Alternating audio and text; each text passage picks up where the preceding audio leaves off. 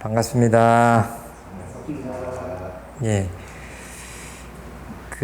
오늘은 소태산 대종사님께서 대종경 가운데서도 성리품에서 견성에 대한 말씀을 해주셨습니다. 그러니까 마음의 아주 근본되는 뿌리, 자성짜리 성품을 어떻게 보고 마음 공부에 활용할 것인가 하는 내용으로 소개된 내용들을 이렇게 말씀을 드리려고 하는데요. 제가 부탁드리고 싶은 것은 이게 강사가 참 유식하다, 말을 잘한다, 설명을 잘한다, 이런 것에 좌우되지 마시고 이 시간만큼은 제 이야기를 듣는 게 아니라 소태산 대종사님의 법문을 쭉 소개를 해드리면서 조금씩 구현을 하고 설명을 하고 예를 들고 이제 그렇게 할 텐데요. 주로 무엇을 보셔야 되냐면 각자의 마음을 보셔야 돼요. 각자의 마음의 소리를 듣고 아주 집중을 해서 제 이야기를 들으면서 계속 내 마음 깊은 곳을 보셔야 오늘 주제인 견성이라고 하는 것에 도움이 되는 시간이 되지 않을까 이렇게 생각을 합니다. 그러니까 이렇게 듣긴 듣되 내 마음을 깊이 보면서 들으시는 그런 시간이 되셨으면 좋겠다.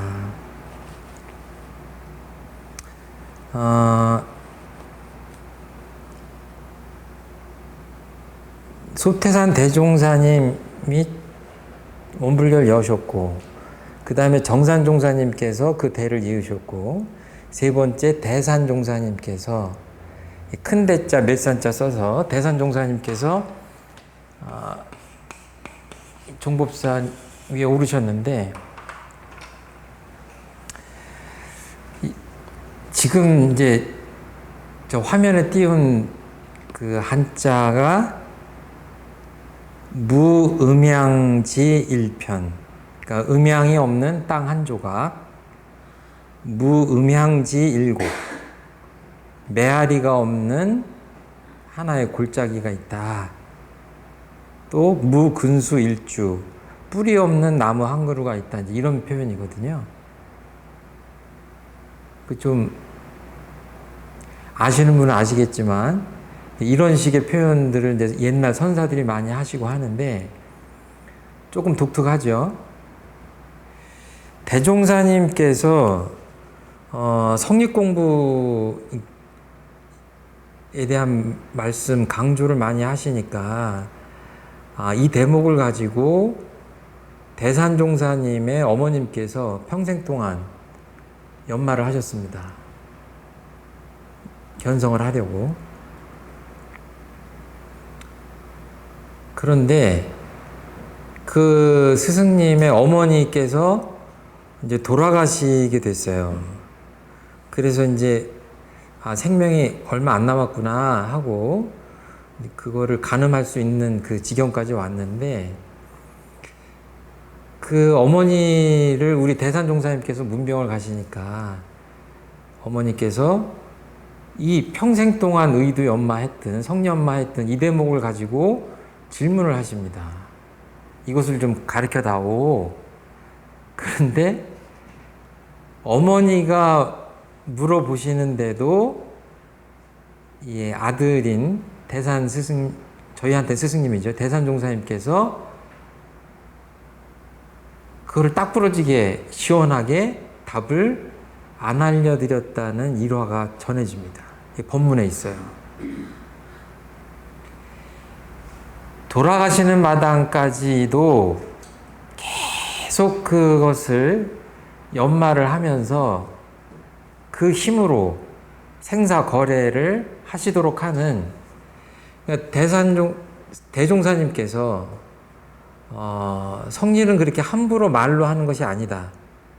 라는 말씀을 하도 많이 하셨기 때문에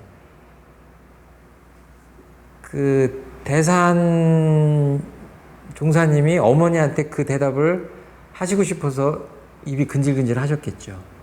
그런데도 그것을 말씀드리지 않았다라는 그 일화가 전해집니다. 그러니까 사실은 그만큼 이 견성이나 성리 이런 것에 대해서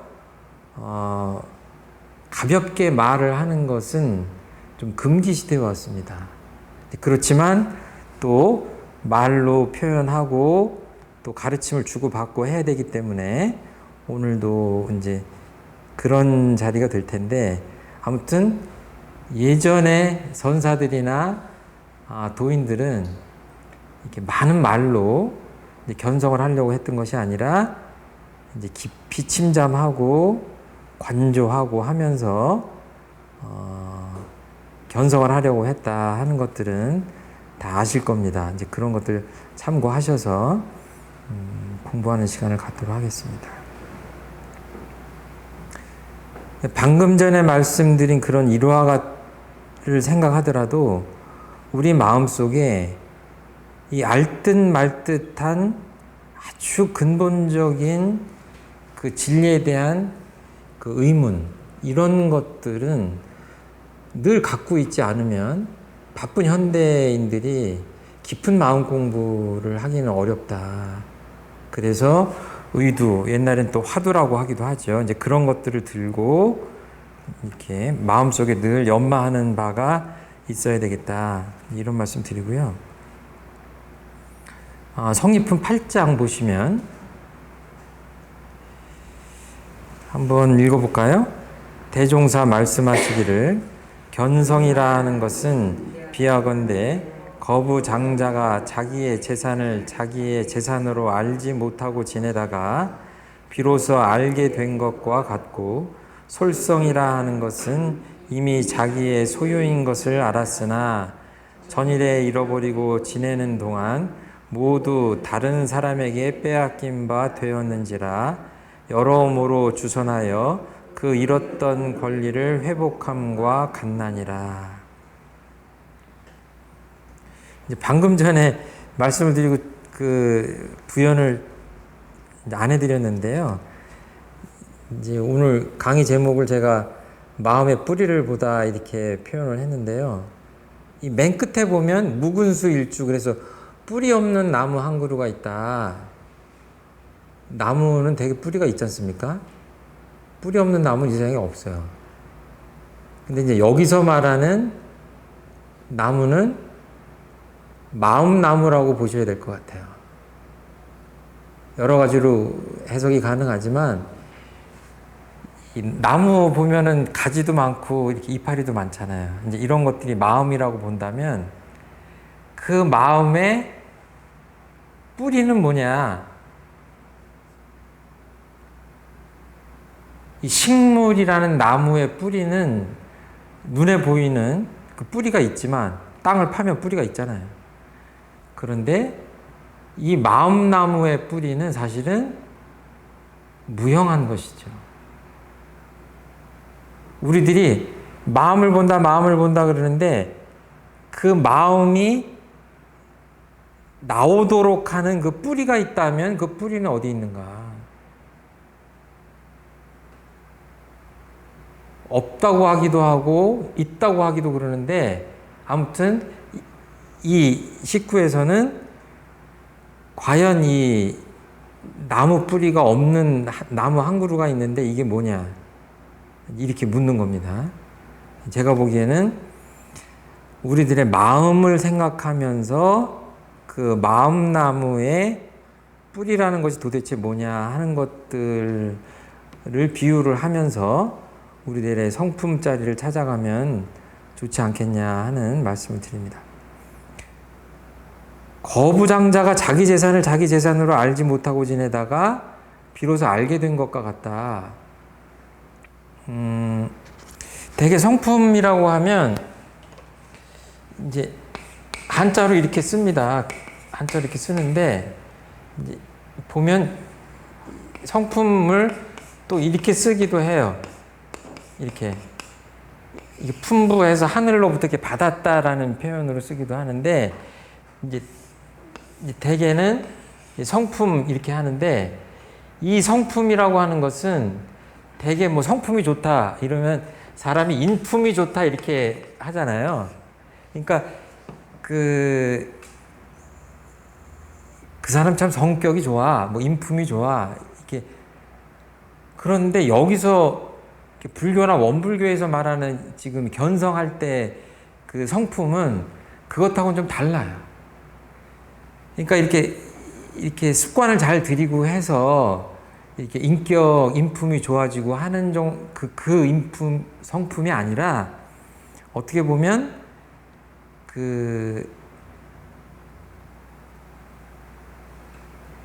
이 마음의 근본이 되는 그 표현할 수 없는 그 무엇, 이 우주 만유에 갈마 있으면서 우리 마음의 바탕에 자리한 그 무엇. 그러니까 뭐 심성, 마음 안에서의 그 본성 또는 뭐 천성, 이런 것에 가깝다. 영어로 하면 이게 제가 찾아보니까 캐릭터, 퍼스널리티 뭐 이런 말들이 있는데, 그거는 인품에 가까운 거고, 네이처라는 그 본성에 가까운, 자연이라는 뜻도 있지만 본성이라는 뜻도 있거든요. 그러니까 여기에 가깝다. 그러니까 이건 이제 오죽하면 이거를 말로 표현하기가 굉장히 어렵다고 이렇게 해서 여러 가지 비유를 하기도 하고 이제 그랬습니다. 그러니까 온갖 마음이 나오는 그 바탕이 되는 그 무엇인데,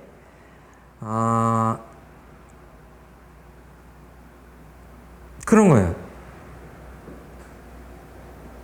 왜 이렇게 거부장자 비유를 하셨냐면, 내가 살아가면서 여러 가지 마음의 갈등을 겪고, 또 삶의 길을 잃고, 길을 찾아 헤매고 방황하고, 그럼 어떻게 돼요? 누군가한테 길을 묻고 답을 찾고 그러지 않습니까? 사실은 조금 아주 좀 세게 얘기하면 국어를 할 수도 있어요. 내 마음을 어떻게 할 수가 없습니다. 내 마음을 좀 어떻게 해주십시오. 그러니까 뭐예요? 내 재산인데 다른 사람 재산을 보고 국어를 하는 것도 시원치 않은데, 내 재산을 놓고 내가 국어를 했다고 하면 얼마나 이게 억울한 거예요. 그러니까 이 자성, 본성, 이 성품짜리를, 마음의 근본짜리를 깨닫고 나면 뭐예요? 그 안에서 모든 답이 다 나오기 때문에 구걸하지 않는다는 얘기예요. 구걸하지 않을 수 있다 이게.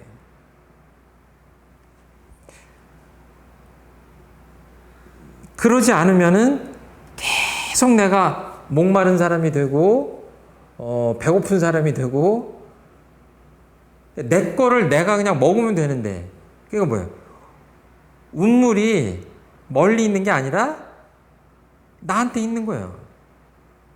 딴 사람한테 가서 물 한 바가지 주세요, 이러는 게 아니라 뭐예요? 내가 퍼먹는 거예요. 그러니까 뭐예요? 그 아주 근본되는 그 진리가 내 안에 있다는 얘기예요. 내 마음 바닥에 있다는 얘기예요. 그거를 보지 않으면 마음 공부를 아무리 해도 진정한 마음 공부는 되지 않는다. 아주 그 근본적인 이야기를 하시는 겁니다.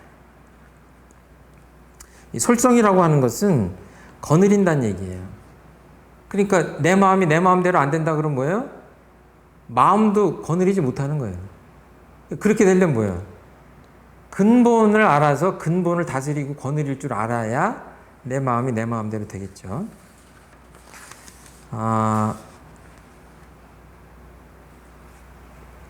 성품에 대해서 어떤 표현이 있냐면,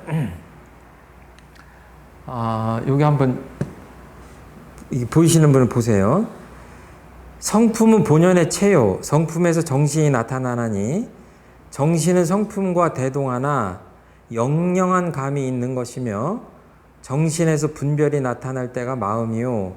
마음에서 뜻이 나타나나니 뜻은 곧 마음이 동하여 가는 곳이니라. 이게 짧은 표현인데 너무 내용이 응축되어 있어가지고 말하자면 여기 성품이라는 것이 있어요. 보이지 않는 성품이라는 것이 있고 거기서 뭐가 나오냐면 영영한 감이 있는 정신이라는 것이 있고 여기서 또 온갖 마음이 나와요. 이게 이제 분별심이겠죠. 여기서 또 한번 나오면 이게 이제 뜻이 된다. 그러니까 보이지도 않는 성품이라는 것에서 어떤 영영한 감이 있는 정신, 그 다음에 어떤 이런 마음 저런 마음이 나오고 그 마음이 어떤 방향성을 가지면 나는 네가 좋다, 나는 이런 사람이다, 이렇게 해서 어떤 또 뜻이 나온다. 이렇게 해서 이렇게 이거를 어떻게 보면은 그 마음의 심층 구조를 이렇게 보신 거예요. 이거는 정산종사님께서 소태산 대종사님의 가르침을 이런 식으로 표현을 해놓으셨어요. 그러니까 뭐냐면 우리가 주로 다루는 것들은 이제 이런 것인데 깊이 들어가면 이 분별성과 주착심이 없는 정신의 단계를 건너서 이 속으로 들어가는데 이것은 되게 텅 비었다. 뭔가 말로 할 수 유한물을 초월하고 뭔가 텅 비었다. 그렇지만 없다고 하긴 또 그렇다 하고 이 언어의 길이, 언어의 표현이 이제 끊어진 곳으로서의 이 자리를 상정을 하는 겁니다.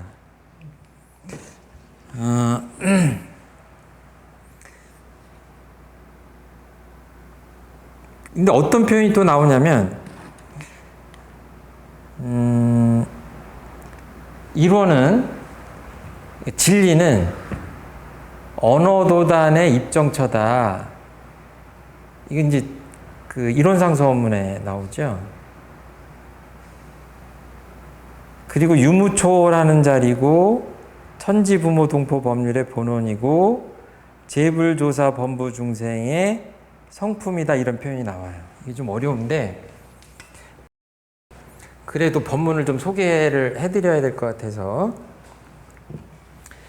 재불은 몇 번 말씀드렸지만 여럿째 자입니다. 모든 부처님과 모든 성현님들의 그러니까 재불 대상이 그러니까 재불, 조사, 범부, 중생의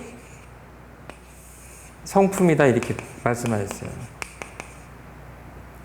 부처님이나 그 뒤를 잇는 그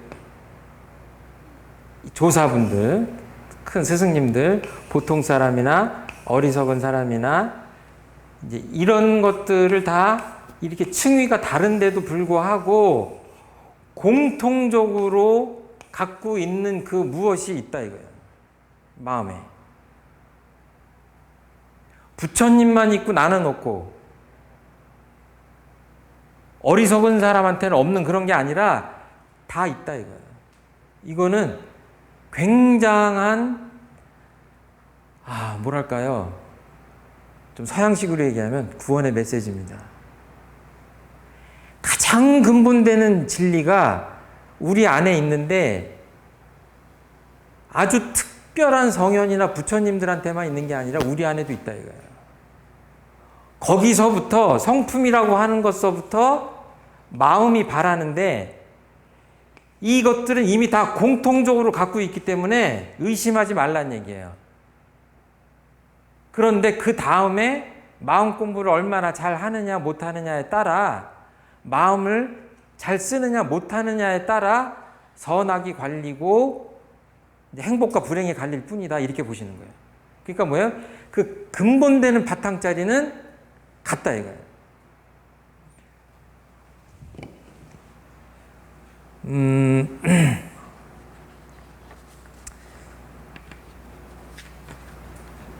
제가 한번 이렇게 그림으로 이렇게 얼음이 감옥에 갇힌 그림을 놓고 한번 제가 강의해 드린 적 있죠. 그거보다 조금 오늘 업그레이드 된 실물을 갖고 왔어요. 그러니까 이제 지금 법문을 소개시켜 드렸는데 그냥 좀 쉬운 말로 하겠습니다. 다른 거 생각하지 마시고 지금 여기 얼음이 있습니다. 얼음 보이시죠? 이게 좀 많이 녹았네. 얘가 녹으면 물이 되죠? 이 속에는 뭐예요? 없어요. 그러니까 말하자면 수증기만 있는 거예요. 그러니까 없다고 표현할게요. 이건 있다고 하고. 그러니까 마음이라고 하는 것이 이 얼음과 같아요. 예를 들어서 내 남편이 미워, 내 부인이 미워. 그런데 그 미운 마음이 한 달이 가도 녹질 않아. 1년이 가도 녹지 않아. 그럴 수 있죠. 잘못하면 어때요? 죽을 때까지 안 녹아요. 얘는 지금 벌써 녹았는데 그 마음이라는 건 신비로워가지고 안 녹으려고 하면 끝까지 안 녹아요. 그렇게 미워 죽겠는 사람한테 제가 아이고 마음이라는 것이 원래 그 뿌리가 없고 공한 것이라 그냥 없다. 그리고 그냥 털어버리세요. 그럼 뭐라고 그러겠어요? 자기 일 아니라고 너무 쉽게 얘기하네. 한번 전화 한번 보대껴 보지. 그 미운 마음 때문에 아무것도 보이지 않아요. 정말 빙산과 같은 마음이 있죠. 그런데 뭐예요? 제 말이 틀렸습니까? 맞았습니까? 원리적으로 맞아요. 옛날에 그 달마대사하고 이조 해가 스님하고 그 했던 그 법을 주고받았던 일화가 있잖아요. 면벽 9년을 하고 있는데 눈이 그냥 엄청나게 내리는 날 그 법을 받으려고 그 해가 스님이 와서 하는데 꼼짝도 안 하고 대답도 안 하고 하니까 그냥 답답해가지고 자해를 했잖아요. 해가 단비라고 그러죠. 어깨를 잘라버렸어요, 여기를. 그때서야 달마 스님이 보시고 왜 그러냐 그랬더니 이 근본되는 그 마음자리를 좀 알고 싶어서 그렇습니다. 그러니까 마음이 그렇게 고통스럽다고 그러니까 그러면 내일까지 집에 돌아가서 그렇게 떼쓰지 말고 집에 돌아가서 그 고통스러운 마음을 좀 갖고 와봐라. 그랬다고 그러잖아요.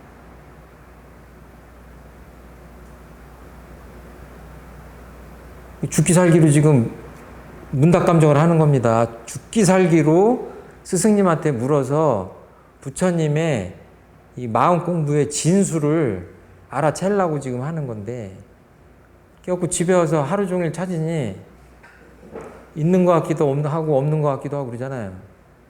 뭐 마음이 물건이래야지 갖고 가지. 그죠? 그러니까 그 다음날 그 찾는 과정에서 한 소식을 했겠죠. 그래서 그 달마 스님의 법이 이조 해가 스님한테 전해졌다 이제 이런 말이 있는데,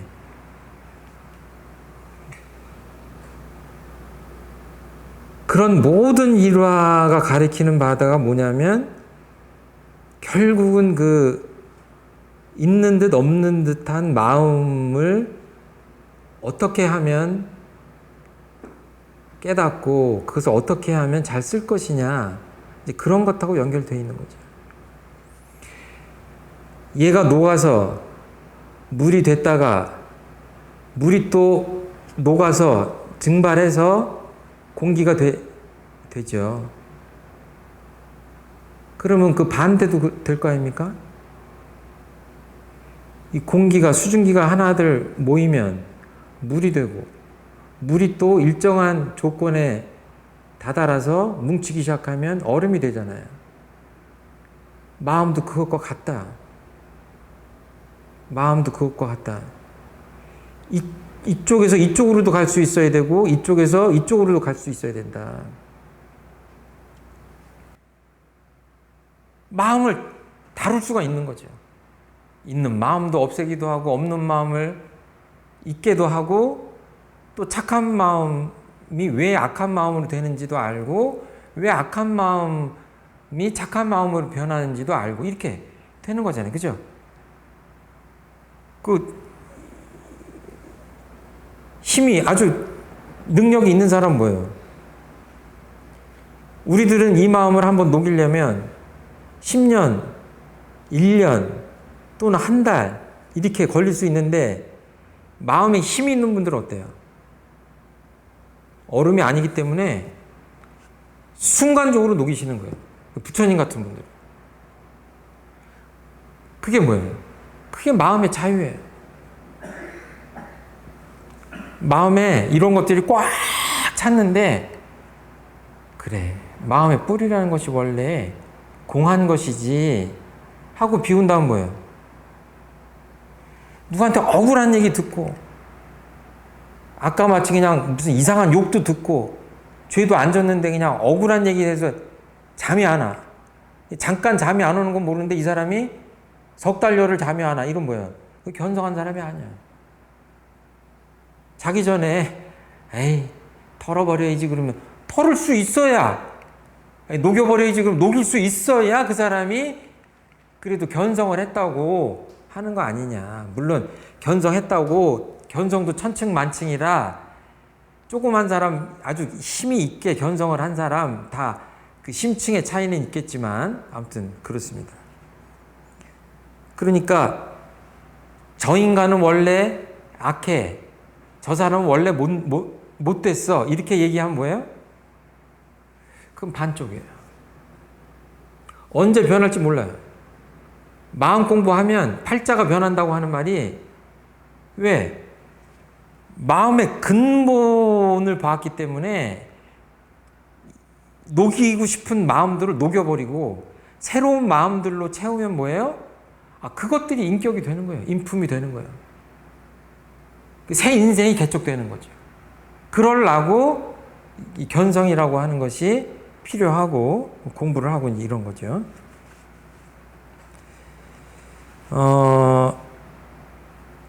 우주 만물이 이름은 각각 다르나 둘이 아닌 줄을 알며,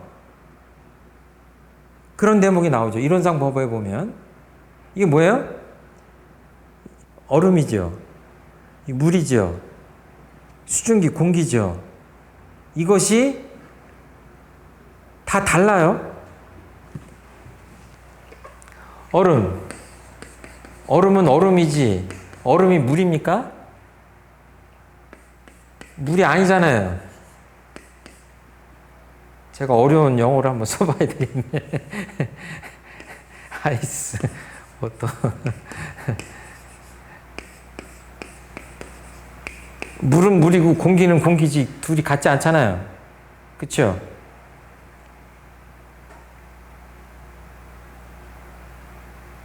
이름이 각각 달라요. 근데 본질이 어때요? 본성이 네. 본질이 어때요? H2O라고 이렇게 쓰나? 같아요. 이거를 보는 거예요. 그러니까 우주 만유의 본원이다 이러면 뭐예요? 이 우주 만유가 다 같은 게 없이 다른데 같은 자리가 있다 이거예요. 이게 본원 자리예요. 부처님 제불조사 범부중생의 성품이라고 하는 건 뭐예요? 못난 사람, 유식한 사람, 재산이 많은 사람, 남자, 여자, 늙은이, 젊은이, 어린이, 부처님, 예수님, 도둑, 강도, 이 온갖 사람, 피부가 검든 희든 모든 사람이 다 같은 자리가 있어요. 그 마음자리 안에. 그게 뭐예요? 그 성품자리가 같다 이거예요. 예?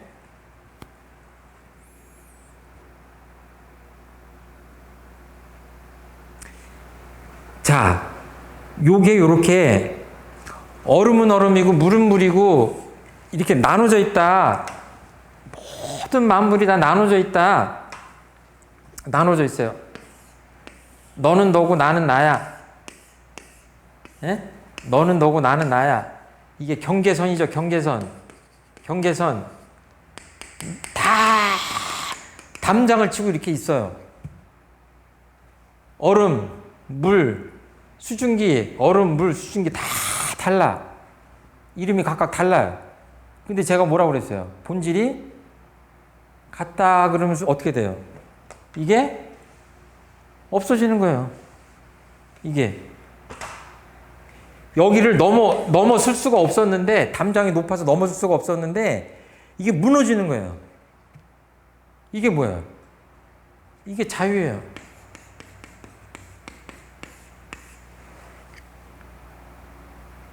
저 인간이 한번 미워 그러면 어때요? 보기도 싫어. 야, 화해해. 그럼 내가 미쳤어? 그 인간이랑 화해하게? 그러잖아요. 그쵸? 근데 뭐예요? 우리 식으로 얘기하면, 야, 그 성품짜리를 한번 봐. 너나 걔나 똑같아. 야, 그 인간이랑 나랑 똑같아? 난 너하고도 이제 앞으로. 이러면 뭐예요? 성품짜리를 못 본 거야. 야, 생각해봐. 야, 그럴 수도 있지. 에? 속상해서 그랬으니까. 그 얘기 듣자마자, 그래. 따지고 보면, 깊이 들어가면, 나도 그럴 때도 있고. 역지사지가 가능하잖아요. 에? 그 뭐예요? 이게 무너지는 거예요, 이게. 그러니까 이거 소통도 견성하지 않으면, 견성이 안 되면 소통도 안 됩니다. 아니, 저 인간하고 나하고 어떻게 섞으라고 그러니 말을? 난 죽을 때까지 저 인간이랑 말 안 섞어. 그렇게 되는 거 아니에요. 근데 뭐예요? 3000년 전에, 2000년 전에 부처님이나 예수님이 말씀하신 걸 보면 가슴이 뭉클뭉클 하잖아요. 왜 그래요? 그게 같은 게 있는 거예요. 같은 게. 예? 같은 게 있는 거예요. 흉악범이 생전 책을 읽지 않다가 감옥에 들어가서 할 일이 없으니까 성경 보고 불경 보고 그러잖아요. 이제 앞으로는 대종경, 우리 원불교 경전도 많이, 전서도 많이 봐야 되는데, 그러다 보면 뭐예요?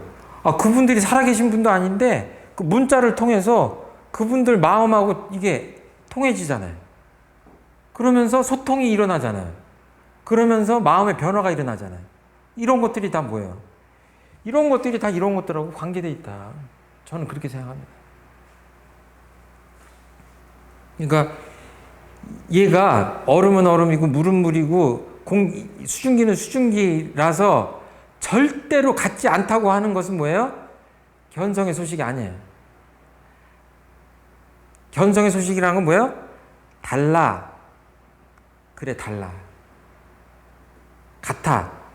그래, 다르지만 같아. 이 두 가지를 다 보는 게 견성이에요. 무슨 말씀인지 아셨죠? 얼음 갖고 와라 그러는데 이거 갖고 오시면 안 돼. 견성했다고? 더운 여름날 얼음 갖고 와라 그러면 얼음 갖고 와야지. 그렇지만 애들도 알잖아요. 야, 얼음 다 녹았다. 얼려와라 그러면 애들도 가서 냉동실에다 놓고 얼릴 수 있잖아요. 그게 뭐예요?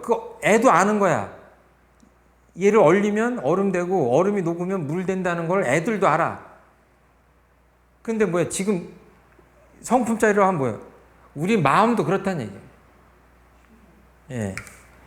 선악의 마음 이런 것들 다 있지만 다 각각 따로 있는 것 같지만 본질은 같아요.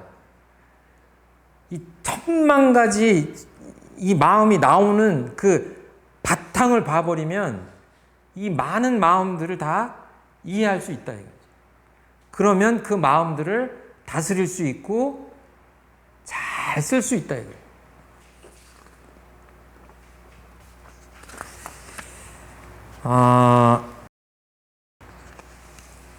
견성을 하면요, 국문의 본문을 아는 것과 같다 이런 표현이 있어요. 옛날에 우리나라 한글을 국문이라고 그랬잖아요. 제가 정말로 어떤 이 꼬마 녀석을 봤는데, 얘가 얼마 책을 읽을 만한 나이가 안 됐는데요, 이 그림 동화를 이렇게 보면서 쭉쭉쭉쭉 읽어요. 표지도 읽고, 한자도 안 틀리고 다 읽는 거예요. 예? 그 책을 한 권 더 갖다 줬더니, 그 옆에 있는 동화책을 갖다 줬더니 다 읽어. 한자도 안 틀려. 야, 대단하다. 어떻게, 그 엄마한테 물었어요. 어떻게 이 나이에 이렇게 동화책을 다 읽어요? 그랬더니, 걔 한글 몰라요? 그러더라고. 어떻게 읽는 거예요? 애 키워보셨으니까 외우는 거예요. 엄마가 읽어주니까 그 잡티가 하나도 없는 그 맑은 그 정신 기운으로 한자도 안 틀리고 다 외우는 거예요. 정확하게 외워. 이렇게 넘겨가면서. 그러니까 그 아이한테 신문 갖다 주면 읽어요? 못 읽어요?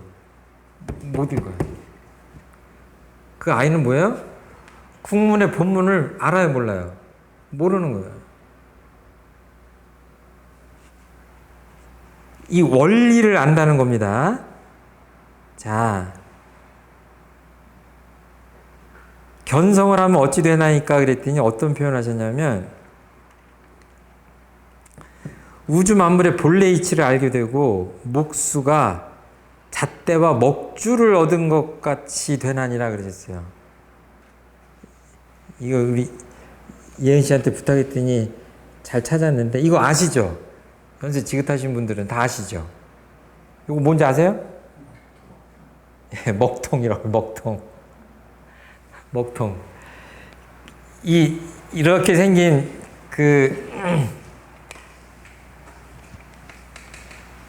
저 어렸을 때만 해도 목수 아저씨들이 이거는 필수품이에요. 예. 지금도 이거 플라스틱으로 만들긴 했는데 빨리빨리 하느라고, 이게 나무가 이렇게 있잖아요. 목재가 이렇게 삐뚤삐뚤하면 여기를 정확하게 여기다 이렇게 금을 그어가지고, 자르기 전에 금을 긋지 않습니까? 금을 어떻게 긋냐면, 이게 길잖아요. 금 긋기가 힘들어. 그러니까 이 먹통을 한쪽에다가 이렇게 해놔요.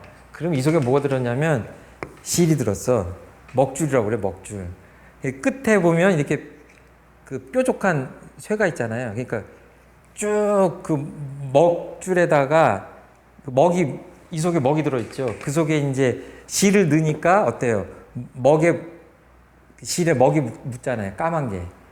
그렇게 해가지고 쭉 해가지고 여기다가 딱 꽂고 줄을 들어다 탁 놔요.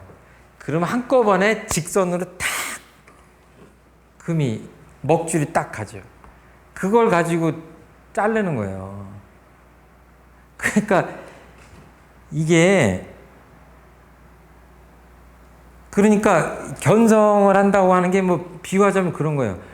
남대문을 갔다 온 사람하고 남대문이 어떻게 생겼다라고 많이 들어본 사람들하고 얘기하면 어때요? 어떨 땐 구분이 안 돼요. 그리고 도대체 무슨 얘기하나, 이게 코끼리 만지듯이 이렇게 돼가지고. 그러니까 지금 도대체 왜 견성 얘기하시다가 왜 목수 얘기를 하시는가가 이해가 안 되는 거예요. 그죠? 무슨 마음의 얘기를 해야 되는데 목수가 잣대와 먹주를 얻은 것 같이 되냐니라가 왜 이 얘기를 하시는 거예요, 지금? 응? 왜 이 얘기를 하시는 거예요? 제가 목수입니다. 큰 목수, 대목이야. 그 밑에 이제 수습 목수들이 있어요. 그러면 옛날에는 이제 뭐 넉자 2푼으로 잘라와라. 예를 들어서. 그럼 제가 이제 요새 말로 하면 야, 1m 50으로 잘라와. 이랬어요. 그랬더니 내 부하 목수들이 그 나무들을 갖고 왔는데 크기가 다 들쭉날쭉해. 왜 그래요? 다 자루 쟀는데. 자가 틀려. 자가 틀려. 나는 내 자루 정확히 쟀는데 이게 1m 50이에요. 얘도 정확히 쟀어요. 1m 50이에요. 그 나무를 뭐라고 할 수가 없어요. 제가 가만히 보다가 야, 니네들 자 좀 갖고 와봐라. 제가 갖고 있는 이 정확한 자가 있어요. 이걸로 쟀더니 얘네들 자가 다 틀려. 예? 이 얘기를 왜 드리냐면요. 잘 들으셔야 돼요. 이게 마음 공부 얘기를 잘못하면요. 뭐 물에 물 탄 듯 술에 술 탄 듯 해. 도대체 무슨 얘기인지. 어떤 분들은 귀신 씨나라 까먹는 얘기라고 하는 분들이 있는데 감을 잘 못 잡으면 이게 무슨 얘기 하는가 그래요. 근데 이제 목수들은 뭐예요? 눈으로 보이는 나무를 자르는 겁니다. 근데 자가 틀려. 나무는 반드시 길이가 틀리게 돼 있어요. 자가 틀리다. 집을 질 없어요. 이 사람들하고 집을 지려면 뭐부터 해야 돼요? 예, 표준화죠. 자를 통일해야 돼. 자를 통일해야 돼요. 니네들 갖고 있는 자는 다시 없애고 이 자로 통일해라. 그래야 자 1m 50 잘라와 그러면 정확히 잘라오는 거예요. 집 얘기를 드리는 게 아니라 마음에 대한 얘기를 드리는 겁니다. 지금. 야, 부처님이 옆에서 그러는 거예요. 우리들 보고.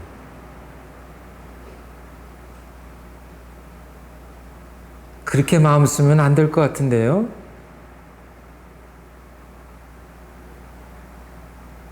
마음을 좀 여유 있게 쓰시지? 이렇게 표현했어요. 뭐가 여유 있는 거예요?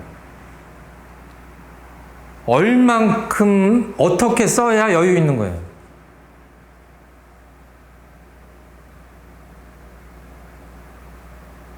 부처님 여기 계시다가 야 마음을 오른쪽으로 15.5cm 옮겨라 이렇게 얘기합니까? 염화미소라는 게 있잖아요. 그 수많은 대중 가운데 부처님이 꽃가지를 들었더니 응? 마하가섭이 빙긋이 그 미소를 짓는데 그 미소를 보고 도대체 그 미소가 뭐간데 내 어떤 정법 안장을 응? 내 후계를 저 제자한테 내가 준다 이렇게 하셨다는 일화가 있잖아요. 주고받은 게 아무것도 없어. 미소 지은 거밖에. 그쵸?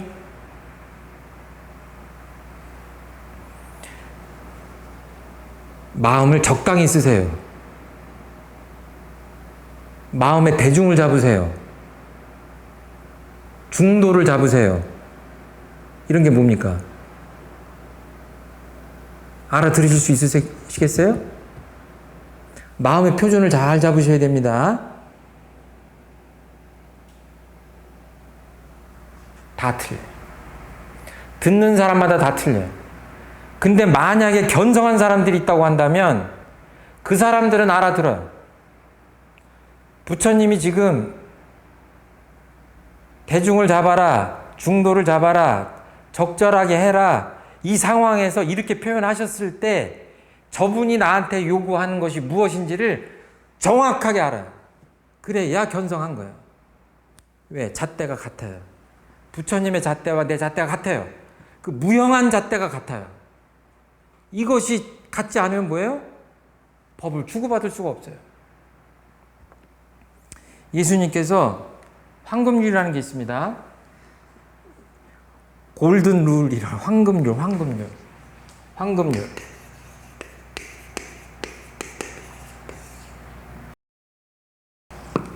율법 할 때 유리. 그러므로 무엇이든지 남에게 대접을 받고자 하는 대로 너희도 남을 대접하라. 이것이 율법이요 선지자니라. 이 말씀이 대단한 법문이세요. 복음이세요. 남에게 대접을 받고자 하는 그 마음대로 너도 남한테 베풀어라 이런 얘기예요. 그러면 우리들 마음 안에 있는 그 마음의 잣대를 예수님께서 어떻게 하신 거예요? 믿어주신 거예요. 예? 믿지 못했으면 니네들 행동할 때마다 나한테 물어봐서 해. 이럴 거예요. 그게 아니라 가만히 네 마음을 봐라. 네 마음이 시키는 대로 하면 그것이 곧 율법이다라고 하시는 거예요. 그러니까 부처님 법이 심해 무불이다. 성품 외 무법이다.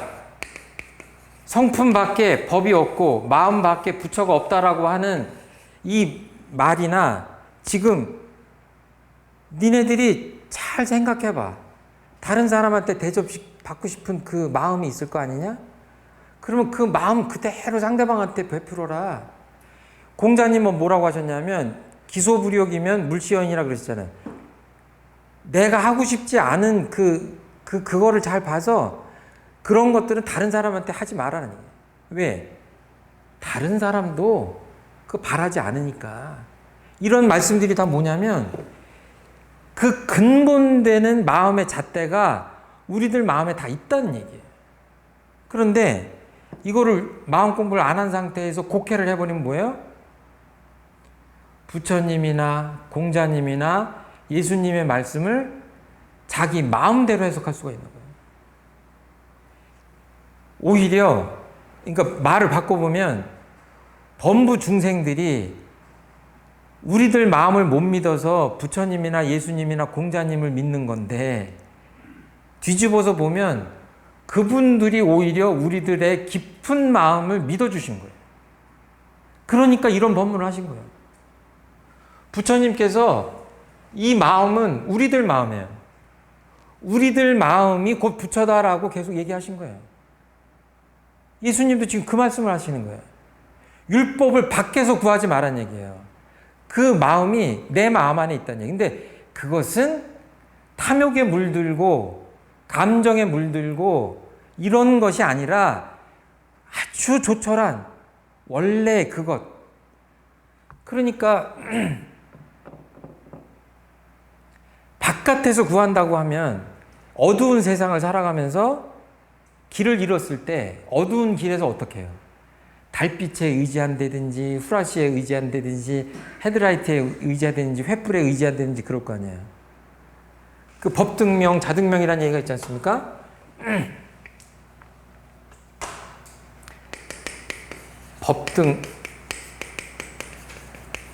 법등명, 자등명 이런 표현이 있는데 견성을 해서 내 자성의 광명을 밝힌다고 하는 것은 뭐냐면 내가 내 마음을 밝힌다고 하는 것은 내가 빛을 발한다는 얘기예요.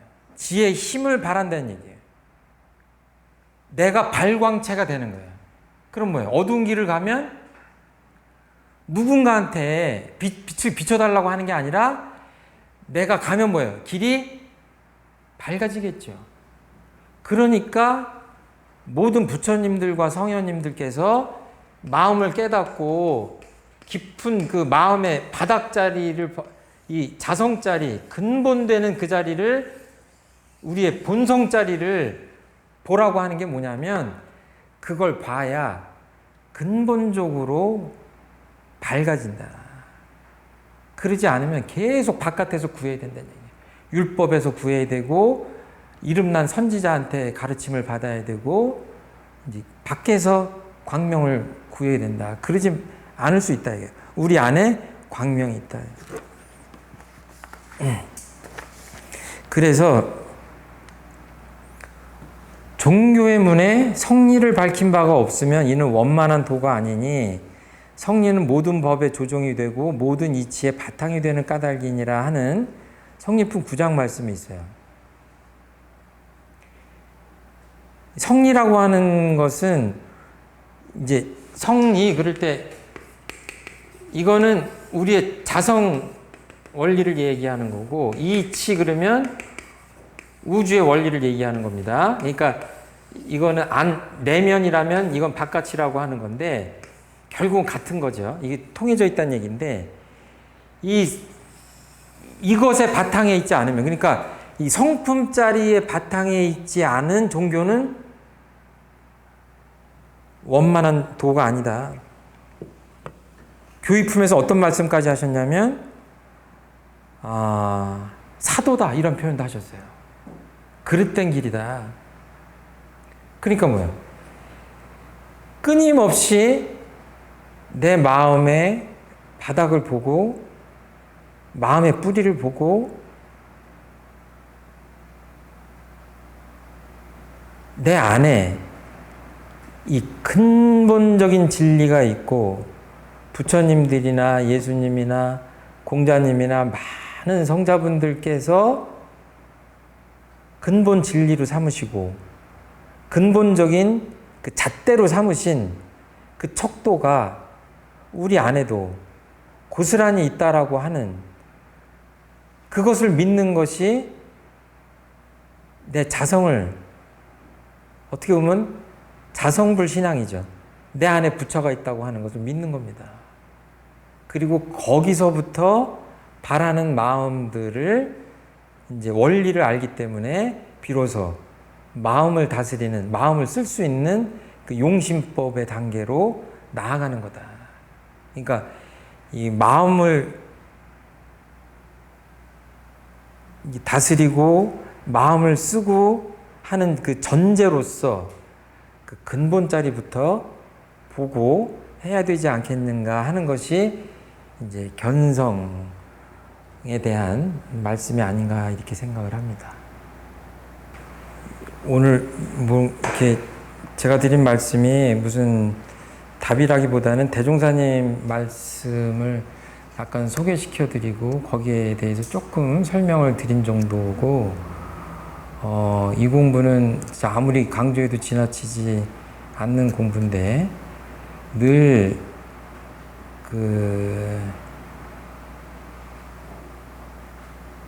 마음만 보지 말고 마음의 뿌리까지 보는, 그러니까 이제 좀 유식하게 표현하면 이제 식심견성이다 이렇게 말씀드릴 수도 있는데, 곁까지만 보지 말고 마음이 어디서부터 오는지 그 근본자리가 무엇인지까지를 늘 함께 보시면 그 마음 공부가 상당히 그 진전이 좀 빠르지 않을까, 그리고 공부가 안전하고 탄탄하게 되지 않을까 이렇게 생각을 합니다.